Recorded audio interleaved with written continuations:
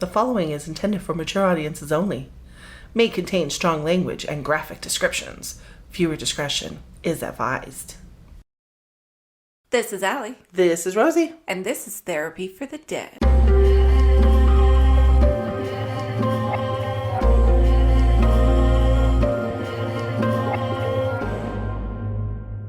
Welcome to our show today.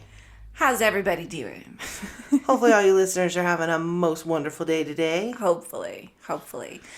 Today, we believe we are going to wrap season 1. Yes, we're here. We're at episode 10. Yes, and our season closer. This will be the final episode for the season, and we thought we'd go ahead and end it with a fun question. Yes. The question put to us was, what was your scariest encounter with someone from the other side?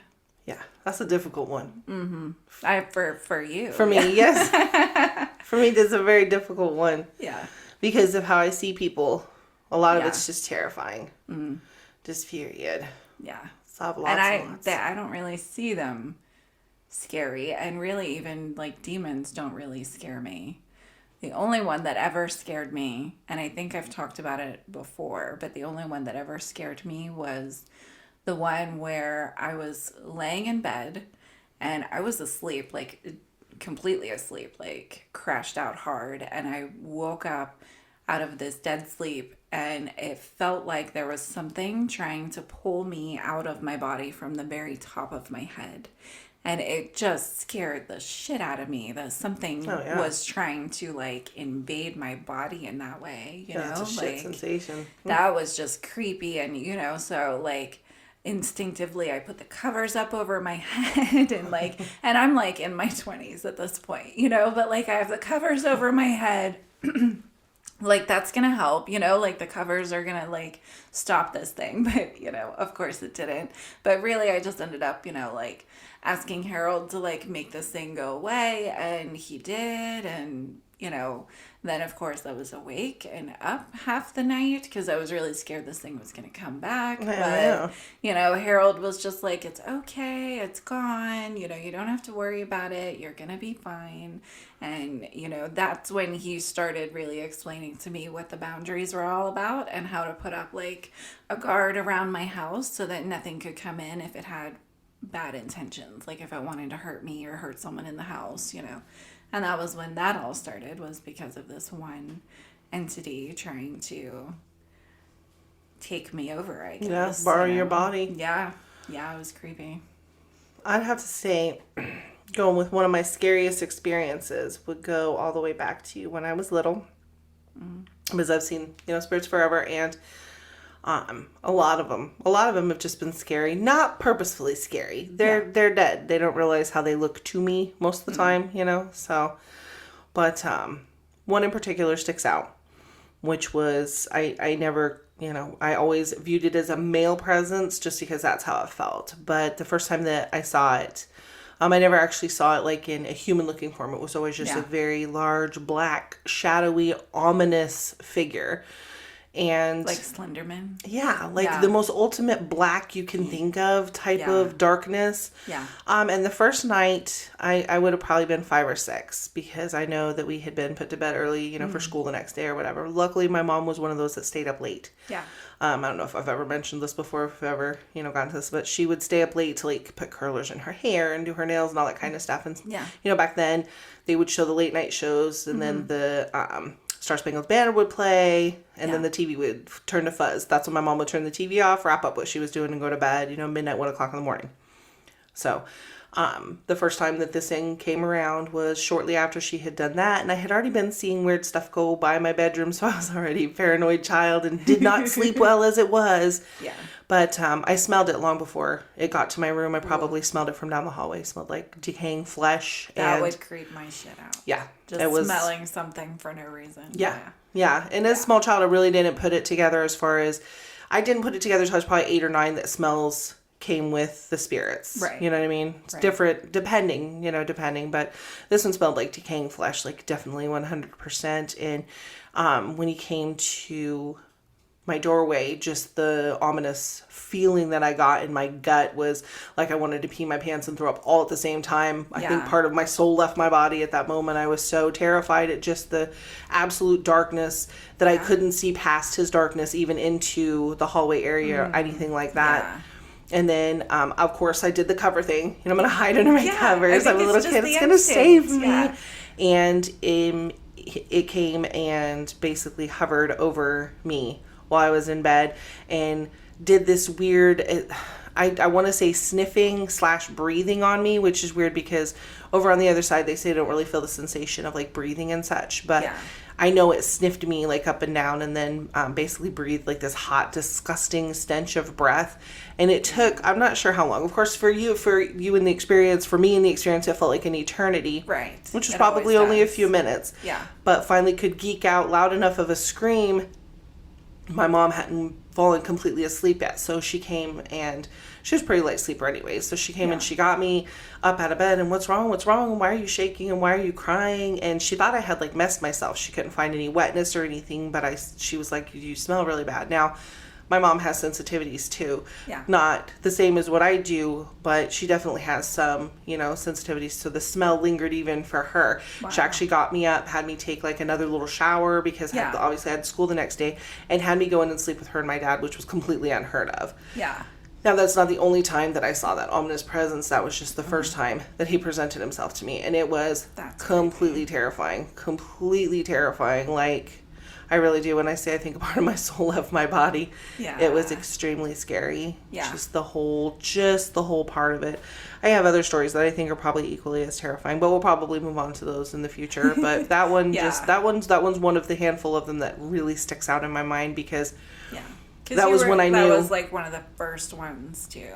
Yeah, that was one of the first super scary ones. And to be honest, that was when I knew that regardless of people saying, oh, monsters on TV are fake, that there were things out there that were not nice and that were very, very, very scary. Yeah. That definitely gave me clarification on that behalf. Like I said, I was either 5 or 6. I can't remember if it was kindergarten or first grade, but very young. Yeah. So. And see, I think you and I kind of differ with that. Well, just because of the way that I see them, too. Mm-hmm. But I know as a kid, I remember seeing something outside my window. Mm-hmm. I don't remember, if it was bad, good, man or woman. I don't know. But I know I always used to just shut my curtains. Mm-hmm. And then this thing couldn't see me anymore. And I wasn't scared anymore. I can't see you, so you can't see me. Yes.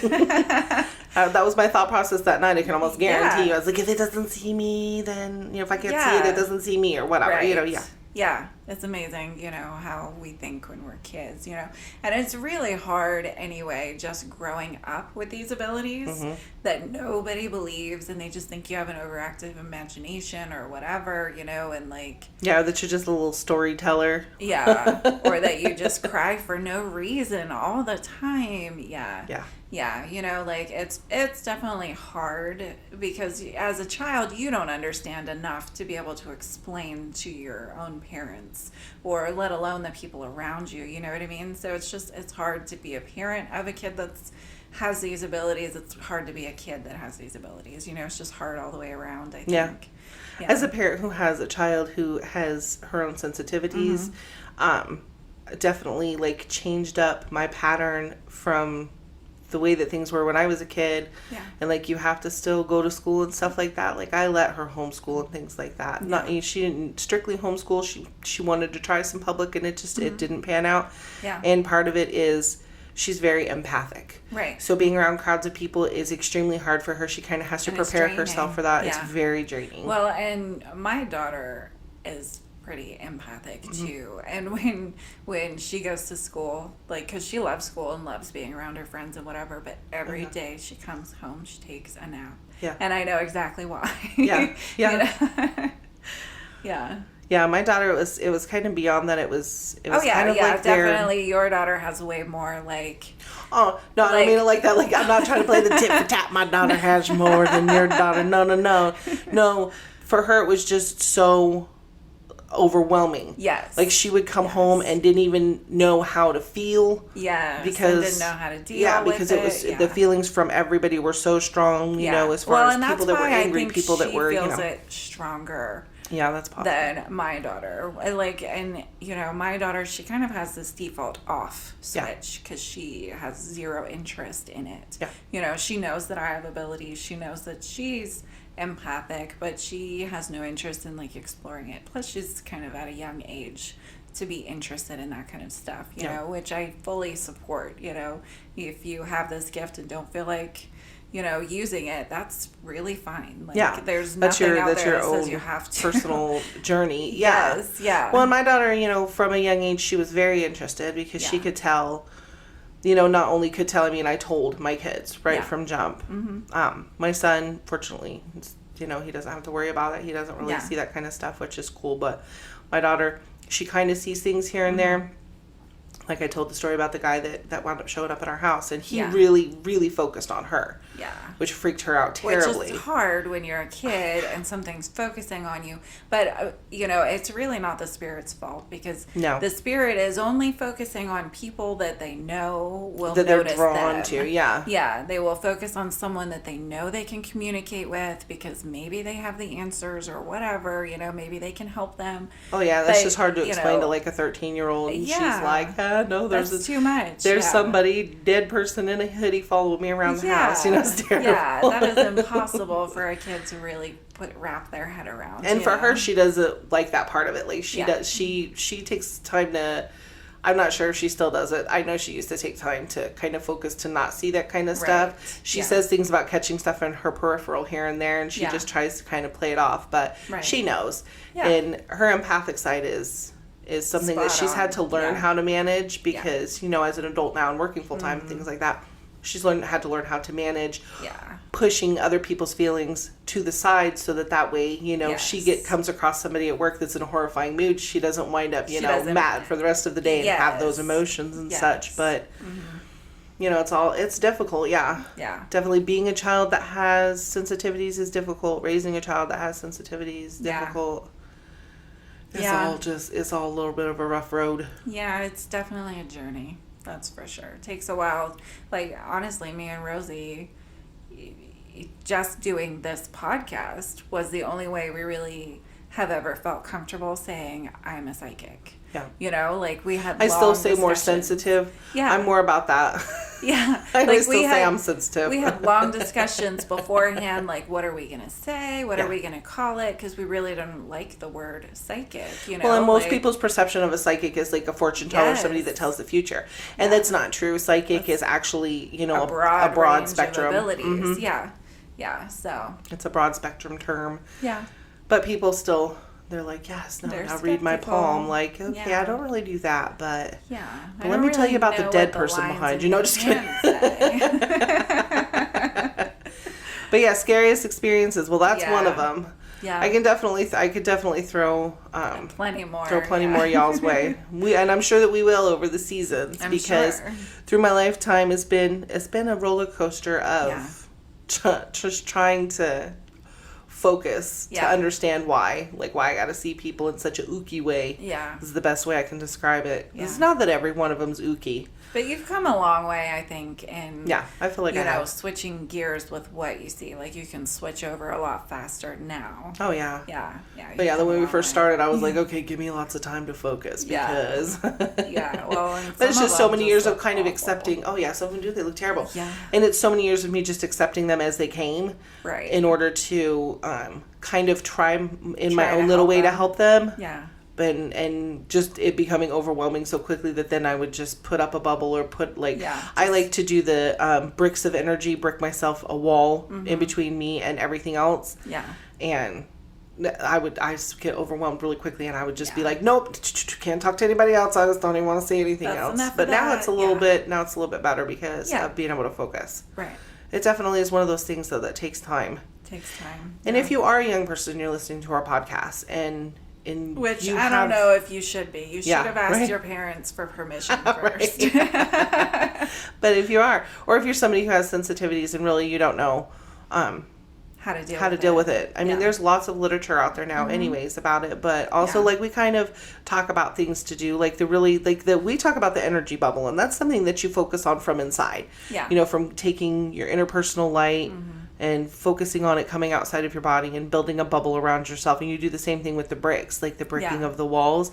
Yeah. And although people are going, well, people may be or may not be going, that sounds like a super oversimplified explanation. It is and it isn't, because it's literally what you have to do. Right. And literally in terms of energy, what you're thinking is also what you're creating on the energy side of things. So if you're imagining this bubble going up of energy, it really does happen for you when you have these abilities, Yeah. So there is a way to like protect yourself from these things. So even if you don't have these abilities, don't ever feel like, you're just open to whatever shows up and decides to scare you. Like you can even imagine that same bubble and those things will go away. And there are external things that you can use, sages and things like that. I just always recommend people really do, and salts, different kinds of salts. I just always recommend doing a little bit of research, because on the same foot as it can be helpful, it can be on the opposite foot, and it can make it worse. Whatever works for you. Yep, it's whatever actually helps. And because some people go with like the holy water and crosses and things like that, and they really believe in that as talisman, whereas other people, sage is known to banish, as our different salts are known to banish different types of spirits. But crucifixes are too. Are also known to do it. So it's really so it's really about focusing on what you believe, doing a little bit of research per whatever's going on in your life or in your house, whatever you feel is haunting you. Whatever feels right for you. Yeah. Right, I feel like we've gone on enough tangents. Yeah, right. Today. I know. We've gone far because our question was already way answered. But yeah, we're gonna refocus, folks. Yeah, keep the questions coming down. Keep them coming. Yes, love the questions. Love the but questions. I'm sorry we go around sideways sometimes. We always do. You'll get used to us. I love how Allie says sometimes, like it's every episode. It's sometimes, yeah. Okay, so today it looks like we have Adam and Sue. Yes, they're bringing in our first guest today. Yep, a young one. Or a very short one. No, it's a young one. Well, I didn't want to be rude. I don't know. Yeah, no, he's definitely a little boy. Yeah. And he has you have an arrow in your head. What? He has an arrow in his head. Oh, in the very front of his head. He does. That's how he died.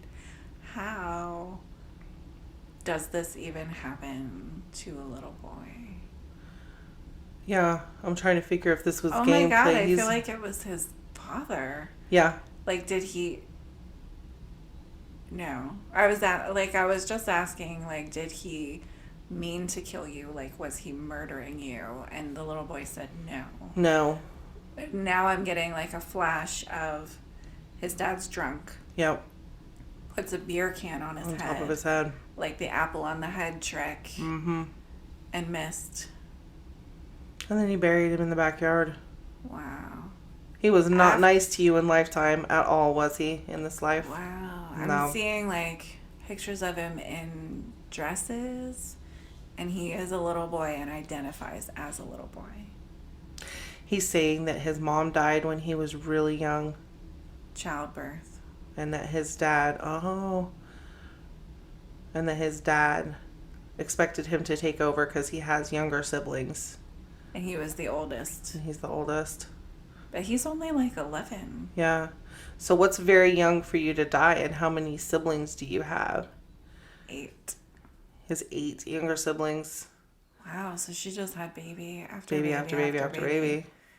Yeah, because he said she died a few years before him, and that's why he felt very young. Those few years felt like forever. Yeah. That's really, really fucked up situation. It wasn't even like a few years. It was like a year and a half maybe, that his mom was gone and he was having to be basically the boy. Mom. I keep hearing this Johnny Cash song, A Boy Named Sue. Was that Johnny Cash? I think that was Johnny Cash. I think so. A Boy Named Sue. I keep hearing it over and over and over. I think it's because his dad expected him to, Sue was his mom's name. And his dad turned him into Sue. And his dad was turning him into Sue. Oh. Wow. Oh, that's just sad. So he literally was like dressing him up in her clothes and raping him. Yep. That's fucked up. And beating him and then having him clean the house, take care of all the kids. And any little thing he would fuck up, he would be abusive and beat him up and whatever. It's the same exact cycle as what he witnessed his father do to his mother every day. Which probably contributed to her death, because I'm getting flashes of his mom getting beat even when she's pregnant. And that's why some of your siblings have mental handicaps. Yeah. Or are mentally handicapped.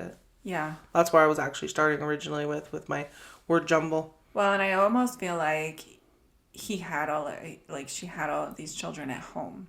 Yeah. I see them all as like completely isolated, but I can't, like, they're definitely American, but I can't figure out where in America. Yeah. You know?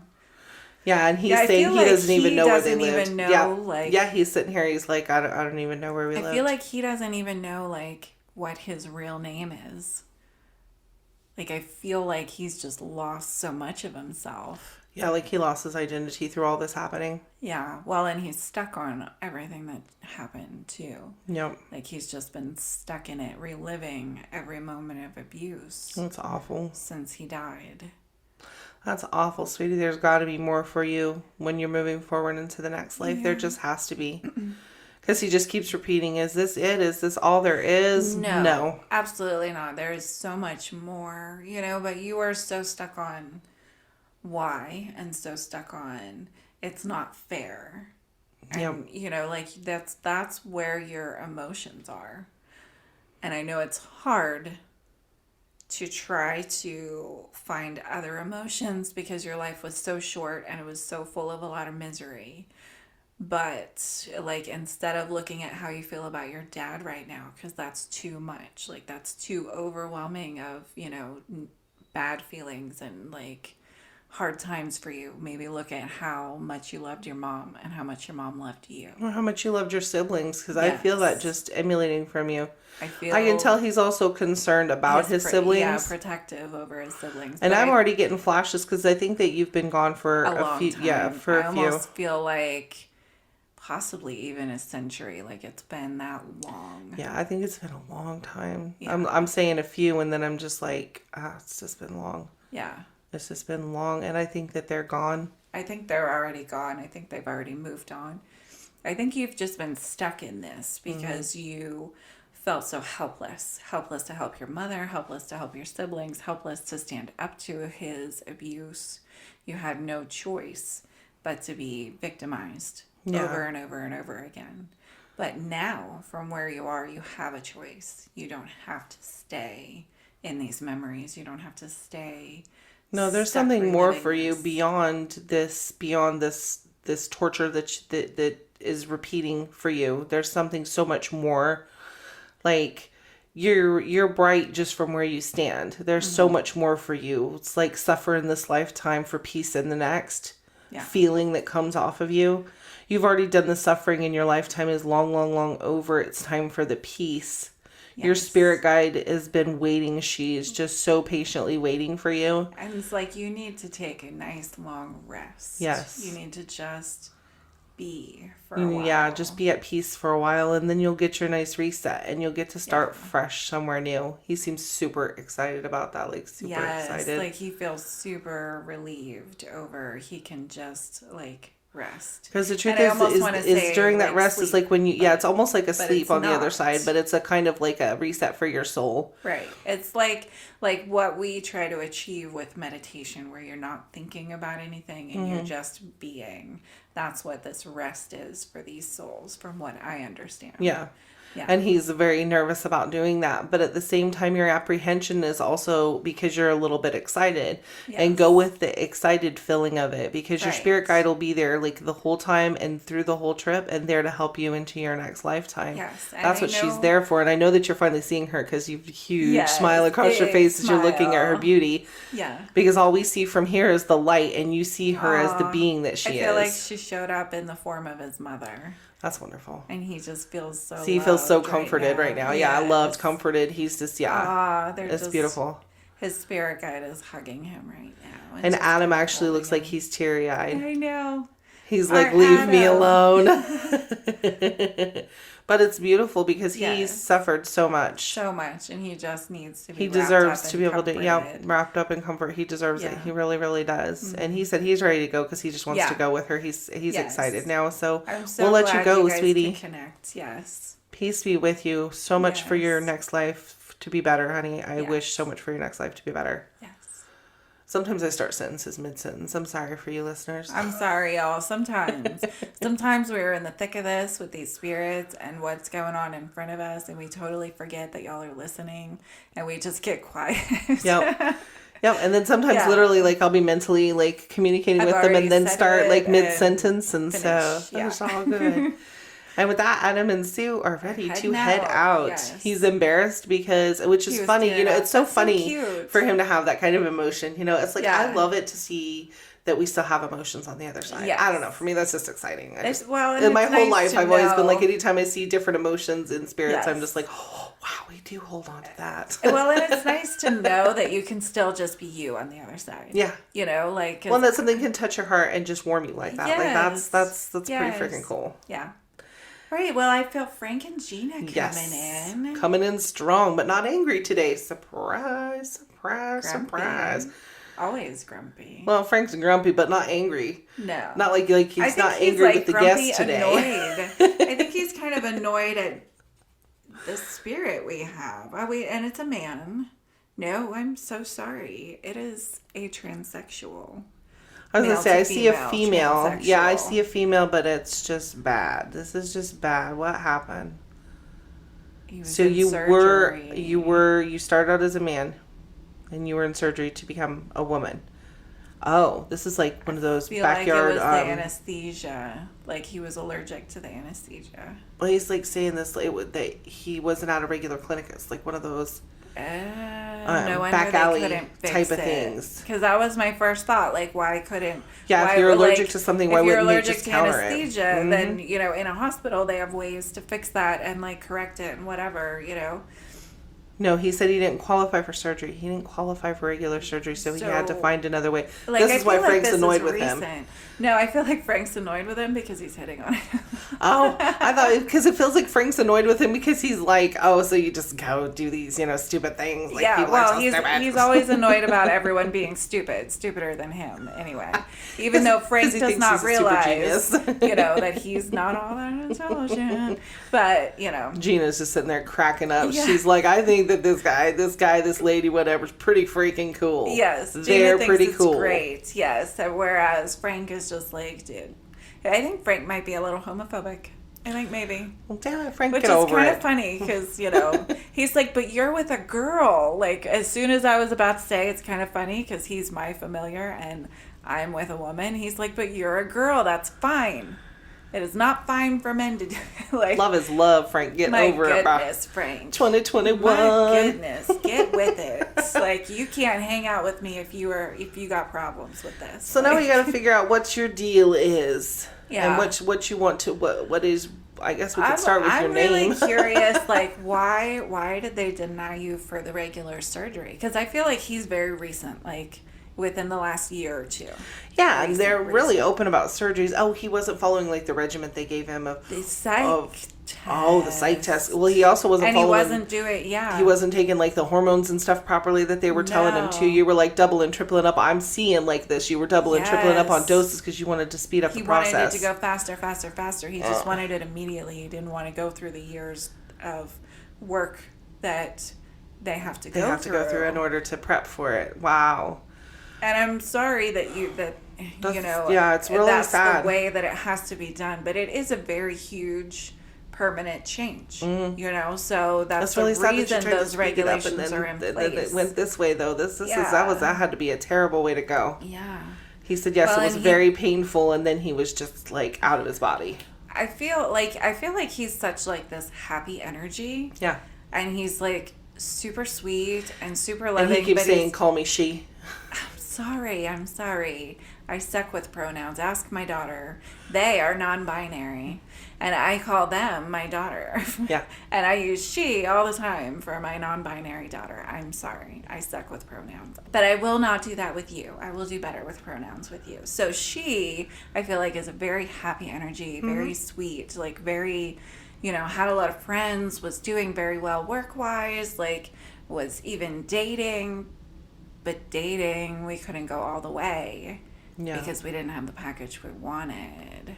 I get it. She's kind of stuck because she just feels gypped, and she's also kind of stuck because she didn't get to live her dream. She didn't get to live her dream, and she's another one. The body was never found. She says that she watched herself get dismembered and tossed into dumpsters all over the state of California. Like, that's really messed up. They didn't want anyone to find out what they were doing with these surgeries. Yeah.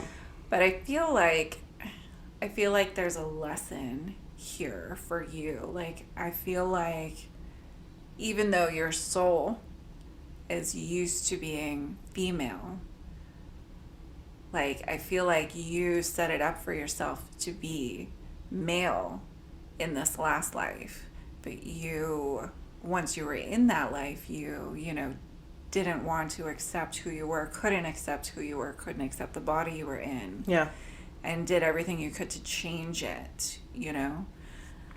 Which really isn't bad, but it's bad to be in, like, such a hurry, you know? The patience thing is definitely, that's your lesson for this lifetime, I'm sure, is that you're going to have to learn for your lifetimes moving forward how to be patient. Yeah. Because you very well may be born as a man again to re-go through this, to gain the patience. More than likely going to be. Yeah, to learn the patience to have to deal with the steps that you have to take to get to where you're going. She seems really upset about being born a man again. I'm not saying that it's a definite, because I don't really know. Well, but I'm just saying that it's a possibility, because patience was something that you lacked so hard in this lifetime. Because I'm getting flashes of, even as a child, you just wanted to be the first to do everything and be everything done right then, and no waiting, no patience. No patience whatsoever. Immediate gratification for everything. Even when, like, visiting your friends, you had to see them right now. Like, you couldn't wait until tomorrow or later or whatever. Like, everything was now. Like, and I kind of feel like it's this, like, almost anxious, like, you feel like you have no time left. Like, you feel like you have no future, you know, like. Yeah. But the whole instant gratification thing doesn't pan out so great in this lifetime, and unfortunately your lesson is like a hard-learned one. And that's, I guess, kind of a lesson for listeners out there who are looking into things, you know, like outside gender reassignment surgery. Then you've really got to follow what the experts say, and if you follow the regimens, and as far as, like, you failing the psych test, they probably would have sent you to therapy, and she's going, they wanted me to do therapy for 6 months. So that's what you have to do, right? Like, you got to follow the process they ask you to do, you know. Yeah. And I feel like, you know, it's pretty beautiful that even though you were born into a biologically male body, that you were still able to just be yourself in that body and to be free enough to do that. But at the same time, like, you also shamed your own body so much. Like, you were so upset with who you were that you went to these desperate measures to change it. You know, like, even though you want to change your body, and there's absolutely nothing wrong with ever changing your body, like, you can't be in such a state where you are desperate about it. Like, and I'm getting flashes of, like, everybody around you accepted you as a woman, and your family from a young age. Like, it wasn't that they weren't with you on it. They were. It's just that your impatience took over, and unfortunately that was your downfall. I even see a man who was grieving you, like, in a boyfriend way. Like, he was your boyfriend and he totally loved your body. It didn't matter to him whether you were anatomically male or female. He just wanted to love you and make you happy and please you, you know. But you were so ashamed of having the wrong genitalia that, like, you could not accept his love that he was trying to give you. You couldn't accept it. Like, you couldn't love yourself for who you were, even though you were stuck in this body that you weren't happy in, you know. So it's important for you to realize that you are who you are, no matter what package you're stuck in, you know. And you were halfway there. Like, you were halfway there, maybe even 75% of the way there, you know. But you were so impatient to turn your dreams into reality, and so, like, hateful of yourself that you took chances that you really shouldn't have taken, you know. Yeah, and unfortunately, this just sucks, because it's like your family and your friends have no clue what happened to you. No idea. And there's really no way for them to, which just sucks, because there's really not going to be any finding you at this point. No. Because even if it was recent, you were scattered across, I'm seeing like dozens of dumpsters and many landfills, and and that's just, and it really sucks, and it's really sad. Yeah. And that is life lessons are such a bitch, I swear. Such a bitch, yeah. But patience is a serious virtue. It's something that people have got to learn, and whether we learned it in one lifetime or another, we all have to learn it. Yeah. And unfortunately, this lifetime for you was a huge punch in the face lesson about patience. Yes. And I see you're sad. You feel gypped. You feel ripped off. But I feel you like loved your man. I feel like she's kind of calmed down a little bit. Like she has, kind of but see like I see that she's like seeing things from a different perspective. Right, but I can see that she's like so heartbroken. Like there's really no going back to that life. No, there's really not. It's that chapter's closed. But I feel like the good thing is there'll be another chapter for you. Yes, that's always a plus. Well, and your family that you left behind, like your family, like, and I'm talking family, not biological family, but like your soul family will get to come with you. Like you'll get to have your soulmate again. Mm-hmm. You'll get to have the people, those people that just genuinely helped you, supported you, loved you for who you are. They will come back into your life. They will find a way, whether you're born into a family with them or they find their way into your life again, they will. Like it's really going to be okay.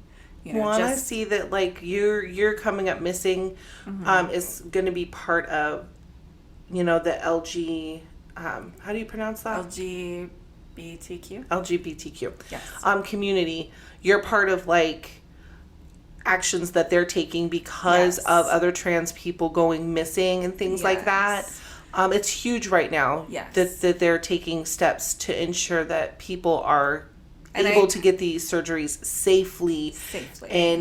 and everything be effectively and everything be okay. Mm-hmm. So and to also try to hasten it so that maybe it doesn't take so many years for people to get in for surgeries and things like that. Like they're trying very hard, and I think that whether you realize it or not, because of your situation, it's gonna be pushing the bar further and further for people to be paying more attention and be more awake to the fact that instead of back alley abortions now, it's back alley gender reassignment surgeries or back alley, different plastic surgeries and things like that. So at least that's another kind of like, I guess, silver lining, you could say. Yes. Yeah, a lot of good has come from your death. It wasn't meaningless. Your family, your friends, your boyfriend, like everyone kind of came together and they still carry your memory today. Yeah. And they love you dearly and they always will. Honestly, they're still looking for you. They are, yeah. Which is something I know it's very sad and it's got to be very sad for them, but it should comfort and hold you a little bit that you were so loved and so appreciated that people are still looking for you and will be I can see for years to come. For years to come, yeah. So as unfortunate as it is for them, for you, you did mean a lot to a lot of people. Yeah. So that's something you need to hold. That and grow patience. Yeah. Go with your spirit guide, grow patience. Because in your next life it'll be better. Yeah, you have a lot of love for the other people in your lives. You just need to have that much love for yourself. Yeah. You need to love yourself too. Yeah. And with that, I think she's going. I think she's like, okay, thanks, I'm ready to go. Yes. Very bubbly personality. She's a very sweet girl, which is surprising for a red, Right? She is a red. But and Frank and Jean, they're out. Frank's like, I'm out. Yeah, Gina's still laughing at him. This is too weird of a conversation for me. Oh and Gina just thinks Frank. It's hilarious. Yeah, she's just like you are. Gina. She's like you are so behind the times. Yeah, she's gonna be messing with him for days now over this. He deserves it. He does. Yes. That's what he gets. And now we got Jackie and Miss Ellen coming on in. I love saying Jackie and Ellen. We have a young lady with them today who looks. She doesn't look that young to me. She's probably our age, but well, that's why I say young. What the hell? I'm still kicking it young style. Like not 20s young. No. Like 30s young. Like 30s young, but I still consider that pretty freaking young. 30s is the new 20s, people. This is 2021. No, I'm just kidding. I wish 30s but was she the looks, new 20s. She looks fried, and I don't mean like God. I don't mean like stoned fried. I mean, this is terrible. She's like, this is not so funny, but you have to understand though, from what I'm looking at, you look like you stuck your finger in a light socket, but you're soaking wet. I just feel an accident with her. Yeah. I oh my God. like she was taking a bubble bath. Yeah, she says, I knocked the radio in the fucking tap. Okay, that'll do it. I'm sorry. I can't help but laugh. Well, it's your hair that's getting me, honey, because it's end to end, and it's like, it looks like if somebody did the balloon thing with static cling. She can sit here and be all upset because we're laughing all she wants, but she legit deserves it. Yeah. Because this, like, she is just one of those people. She's like, what do you mean one of those people? The word that comes to mind is pretentious. I almost want to call her a Karen. You know, she was like, oh my God, that pissed her off so much. Well, pretentious, I don't think made her happy. The only other word I could think was yuppie. Yes, yuppie, entitled, you know, like she thinks she deserves better than anyone else. And are you one of those ones that think your poo-poo smells like roses? Like, do you go into a grocery store and yell at the workers? And she's like she's legit like, yes, they fucking deserve it. So she does not understand this at all, but you know, one day she will learn enough life lessons to understand that kind of shit's not cool. But that is not today. Today we have a whole nother something to deal with her. Yes, because she's very pissed off. Not as much about her death. She's angry over her death, you can tell. But she's angry over the aftermath. Yeah. Scandalous. She said it was so scandalous. She could hardly speak of it. She was engaged. And whoever she was engaged to. A wealthy gentleman. Because she was looking forward to living the life of luxury. Living the high life, yes. He was engaged to her. Mm-hmm. She died. He's now engaged to her best friend. Who was a man. Yes. Oh. This is some homophobic bullshit. All day long today. What the fuck is going on? Yeah. Our season closer. Goodness. Homophobics are us. No, I'm just kidding.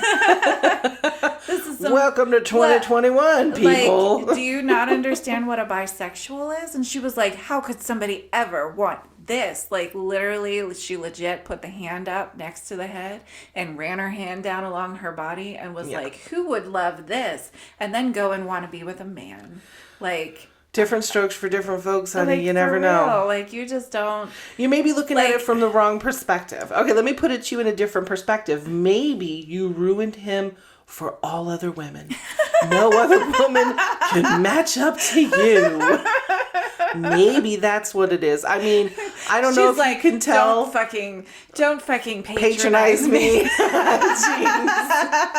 Okay, but so listen, like, you legitimately wanted to marry this man. You said you loved him so much that you wanted to spend the rest of your life with him. If you legitimately loved that man unconditionally, no matter what, then you would love him now. No matter what. Who he was with. Yeah, like, you are just pissed off at him. You never really loved him, and you don't even realize that. Like, so, like, how do you expect someone to show you the kind of love that you are not willing to show them? Yeah, love for money is not love for a person. Love for their stuff doesn't mean you love them. You loved what he could give you.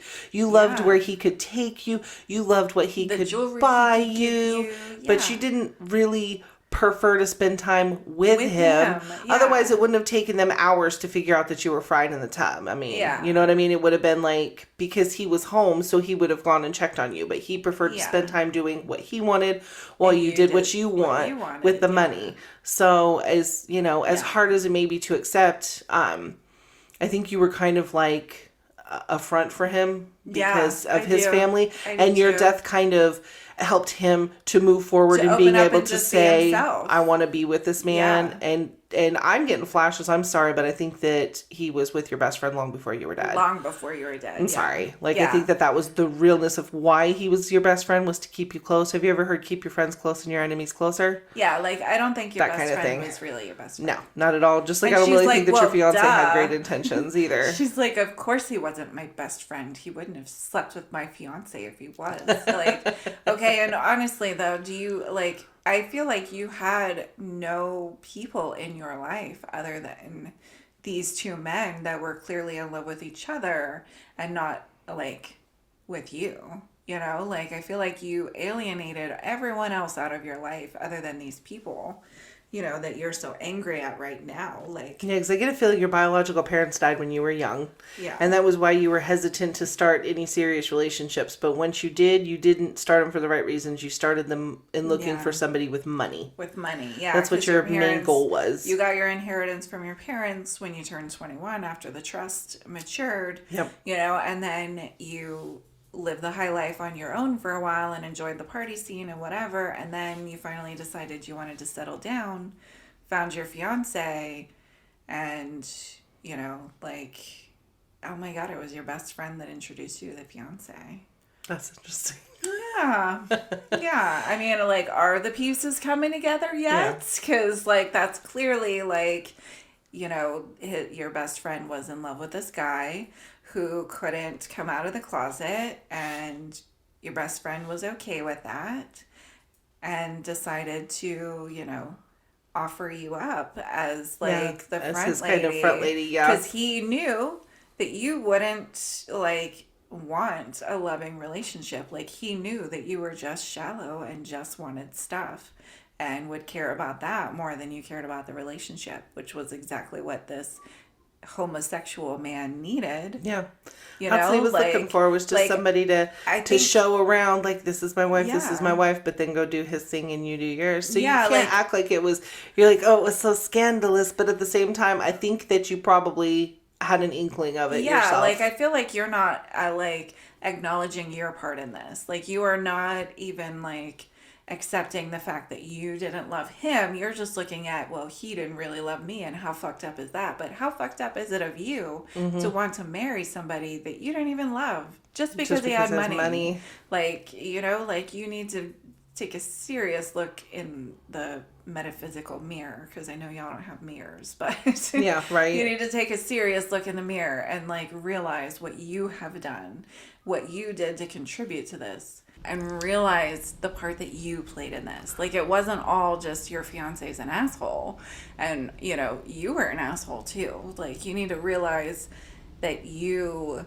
did him dirty just as much as he did you. You played just as much of a part in this as anyone else did. Except for that you played the full part in your own demise, because accidentally knocking the radio in and actually being electrocuted. I mean, how unfortunate. Yeah. And I feel like this was a while ago. Like, I kind of see one of the big boom boxes, Like, we're not talking a Bluetooth speaker or something. Like, this was a big, like, D batteries, and, like, except it was plugged in. Yeah. Like, Yep. And, I guess one thing you can do is, like, look at it as, at least this gave the man that you claim to care about the courage to go ahead and come out to his family, and so he can live the life that he actually is meant to live. I needed to live. And unfortunately, your life has come to a close, and you'll have to try again in the next life to possibly be a little less concerned with money and yourself, but that'll be on you. She's ready. I'm talking quick because she's ready to head out. She's like, I'm talking to my spirit guide now. I'm about to be out. So. Yeah, she's upset that we didn't side with her, that was, messed up of her fiance to do, Yeah, that's what she was expecting to come in. She was a bunch of us saying that and more comforting things. And it's not that we're not trying to be comforting, because your life did have meaning to it. Yeah. But, your next round will hopefully be a little better for you. You still got a lot to learn. I'm sorry. Like, we're not going to side with you and say he's a jerk. I mean, he is, yes, but also she is. Yeah, like, it was crappy of him to, like, use you like that, but it was crappy of you to use him like that, And you're right, she's out. She's out. She's done. Jackie and Ellen are heading on out. Yeah. They're like, we done with this one for the day. We are done. Hey, and we have Aiden and Rupert coming on in. I see Harold and Lily, too. They're all going to do a healing for us, but I feel like Harold and Lily have to talk first. I think they're here to do our clearing, though, for sure. Definitely. They said they want to clear it. Well, Lily's saying she wants to make sure all of the bad juju's cleared out. Yes. For our season finisher. She wants to make sure that when we start out next season, all good things moving forward, all positive thoughts. Not that we'll probably have all positive spirits coming in next season, but we'll have to see. Season. We didn't, but we'll have to see where the season takes us. Yeah. So I think that's pretty much just their message. It's just It's just to keep the energy good. I feel them I feel them kind of giving this vibe, like just thanking everyone for listening, for coming along with us with this journey that we took with season 1, and that they're grateful that all of you have been listening, that they appreciate being able to raise your spirits right now along with raising our spirits. So yeah, and Lily just keeps repeating the same thing that I say like every single time we're finished with our show. It's just go be good people. Be good people. Just go be good people. It just makes the world a better place. Just go be good people. And pick up trash. Pick up trash. And that's really it. They're saying that's it. They just wanted to clear out the air. Thank everybody for listening. Way better, though. Hope everybody subscribes and listens next season. We'll be coming back with a lot more spirits and their issues. And we'll be back with our guides and our familiars. So we hope everybody will join us for next season. Hope you enjoy. Thanks.